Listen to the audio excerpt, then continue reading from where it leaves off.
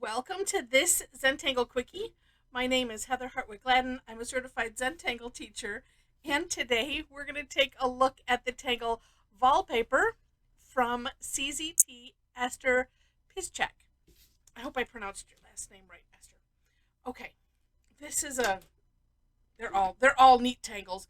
This one just caught my eye because it was, I don't know, a little bit different, and it would add some neat contrast to a Zentangle work. I'm going to do my four corners and a border. All right. And, well, I'm going to do as the step out shows, and I'm going to start at one side. I suppose, though, if you wanted to, you could maybe, I like to start in the middle a lot of times and then work my way out depending on what it is. But this one we'll do it this way. Okay. So starts off with a couple lines. So you pick whichever direction you want this to go. And I'm like, why is that so thin? It's because it's N005. It'll be all right. Okay.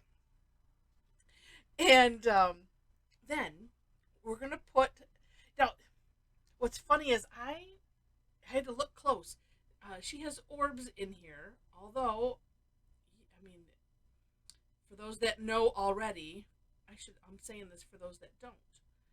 You could put probably anything in here if you wanted to. I'm going to go a little slower so that I hit the top, the orb next to it, and the bottom. There we go. So just filling it in with orbs. But you could just do straight lines. At first, that's what I thought it was. And there's no reason why you couldn't just put straight lines in there and separate them. In fact, yeah, if you take a look at the link in the description section, I put it next to where it says for more inspiration. That will take you to Tangle Patterns and to the page where this is housed. And it'll take you right there. And take a look. You scroll down, and you can read the story and everything.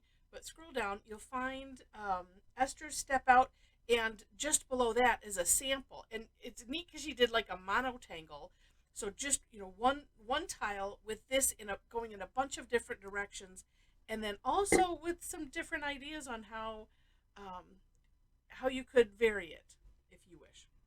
Okay, so once you have that done, then we're going to do two more lines. This time, separated just a little bit further than before. And this she has us, this one I will start in the middle, doing like a single printemps, which is just a spiral. And now I started it on the outside, so that way I made sure to touch the top, come around to the bottom, and then work my way inside. Normally I do it the other way, but especially because if you want to make sure to hit these things, that it works just fine. And so I'm going to separate these. So you'll put these along this line, or this gap, however far apart you want to space them. And the last step is we're going to just put a little filled in orb in the middle. Yeah.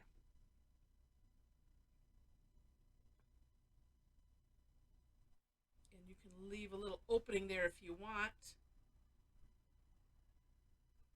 to give it a little shine. There we go. Okay, there's going to be a little bit bigger orb than I thought because that one got a little sloppy. All right. And then you just keep going. So from here, I'm just going to draw another a set of narrow lines and put,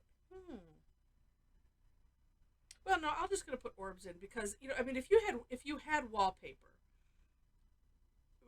it would generally be, the same repeating pattern over and over again. Maybe not. I don't know. But we'll just do this for now.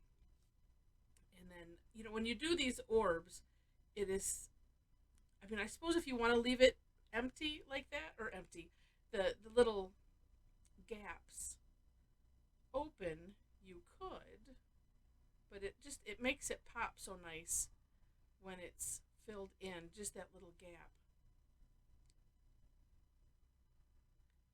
Like I said, you could put, this could be straight lines, and then instead of a little print top spiral, gosh, you could do a square spiral. Gosh, what is it? Emingle, I think, is the name of the tangle that from Zentangle that they did that. But you could just have a lot of fun. And then these, I'm gonna eyeball and line them up. And so this, you would just do this, for whatever big space that you are filling in, you would just continue throughout. What I like about it, I just think it's just rather neat, just personally. And all the variations, just a nice concept of having just this, straight line grid. I think Linda has a name for that, but where that's just your grid lines. Let's see, and I'm going to just, because it would be there,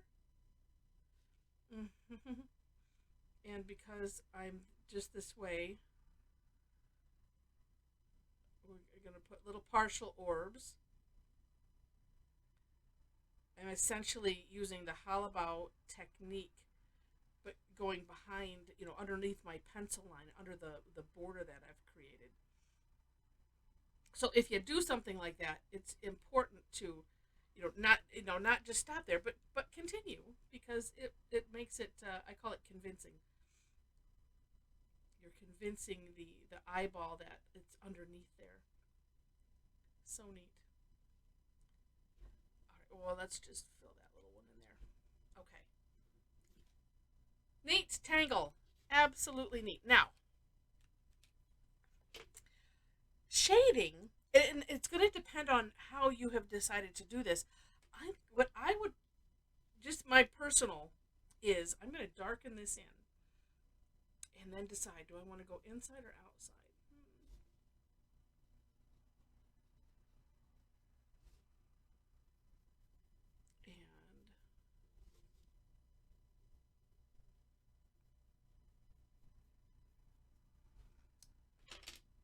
Well, let's go to the outside. And let's find a good tortillon for that. Okay. Because, if you have it coming to the inside, it gives it one look, and when it goes to the outside, it has a completely different look. Oh, I'm just thinking I wonder if I could do both. Well, no, that would look weird. Okay.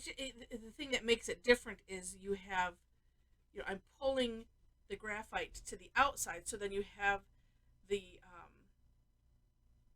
line, the straight edge of it, even though it's wavy, on that inside. It just makes it completely different. But I like doing this way.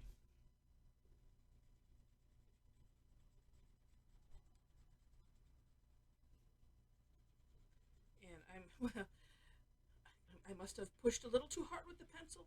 And, well, this tortillon's getting a bit old.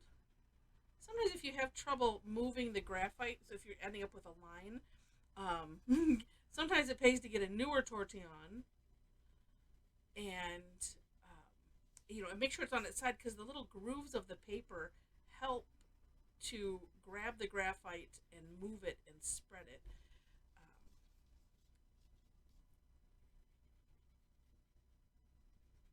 And it depending on what kind of a surface that you're working on too. Like when I work on cardstock, it's harder for that to move around. So it's it's really nice to, well, this one has, here we go, to use a newer one and kind of use it on its side. Well, let's just see carefully, because I think you can see that line.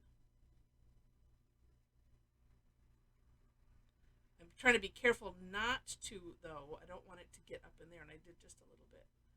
But yeah, see, it just smooths it out a little bit better. So, neat tangle. Hope you enjoyed it. If you did, would love to have you click the like button. And while you're at it, if you haven't done so already, would love to have you be a subscriber to the channel, so you can just hit that button as well. I already mentioned the description section, so you'll find the links to the step outs there. I always do my own version and then link to the creator of the Tangle. Then below that, ways to connect with me if you would like to.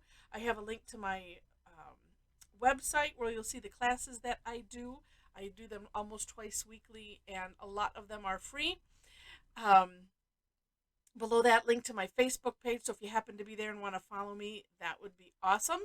And if you want to hang out with a bunch of crazy, fun, super talented Tangle addicts, we would love to have you hang out with us. I have a link to our private group there. Just know that there's questions in order to gain entry to that site, so that way you're aware. And with that, thanks so much for watching, and I wish you happy tangling.